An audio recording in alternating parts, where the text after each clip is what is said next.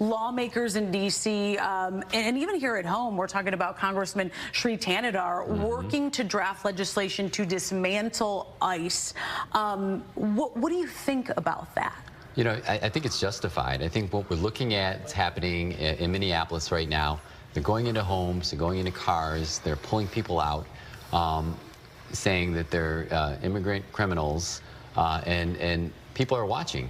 You know, I think people are terrified, and it's now not only affecting the immigrant community right now, it's affecting everybody. People are pulling out their phones, they're recording what's happening, there's retribution at them for them recording. And I see a number of people in Congress right now moving forward with talking about abolish ICE. I completely agree.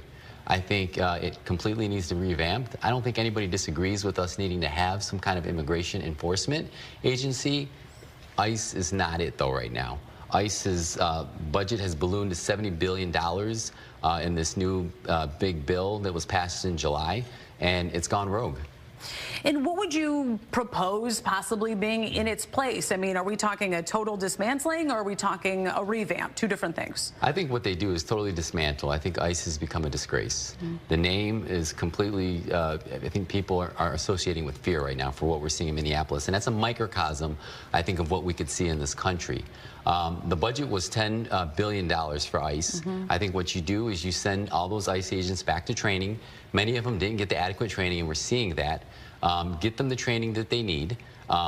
Let's bring in some law enforcement officers, give them those $50,000 bonuses that many of the ICE agents are getting, who actually have experience with community policing, and let's re-engage in some other kind of agency, some kind of immigration enforcement. But ICE, as it stands right now, it should not exist. And you're from Waterford, working with the schools. What's the mood there? I mean, I look even on social media, and people do seem on edge. There's some viral videos that have gone viral in the last 48 hours saying ICE is here, ICE is there. A lot of those have been debunked, but it does speak to sort of that concern or being on edge with law enforcement. Yeah, there's a lot of fear right now in the schools, and we're being advocates as best as we can within the schools. You know, sitting on a school board, I certainly advocate for my students because we're seeing what's happening in Minneapolis, and we've seen it around the country, that ICE is showing up at these schools and waiting for the parents to come out and targeting individuals that way. We want kids to feel safe. So school districts across Oakland County, Oakland schools in general, has been very strong in their stance of having procedures in place for if ICE is to appear at your school. So right now, that's what we're focusing on, because we have to focus on the importance of education for kids and making sure they're in a safe environment. And do you have families coming to you concerned, worried, asking questions? What do we do if agents come to the school or come to our home? Are those conversations that are really happening? They are. And I think I probably get them more so than anybody else because I am Latino and bilingual. And families come to me. I think they feel comfortable coming to me. But I'm hearing from other school board trustees all across Oakland County that families are coming to them as well. And our school districts have been really at the forefront of this and being advocates and sending out correspondences in English and in Spanish, and particularly to make sure that these families know what to do and how to act. And what is that advice? I mean, what do you tell a family that may be here illegally that are concerned? That we have policies and procedures in place at our schools. We'll do our very best to protect you, that we will not let anybody enter the building without a warrant signed by a judge.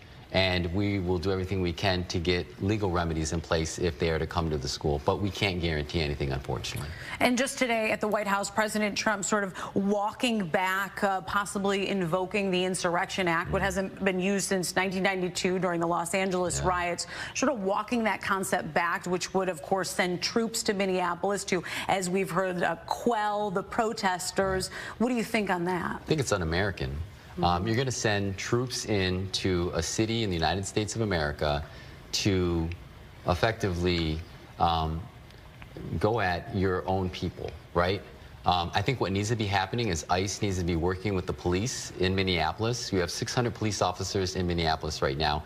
You have 3,000 ICE agents. We've seen this situation get worse and worse, and I think that the Trump administration just continues to pour gasoline on the fire, and it's making it worse. And to that point,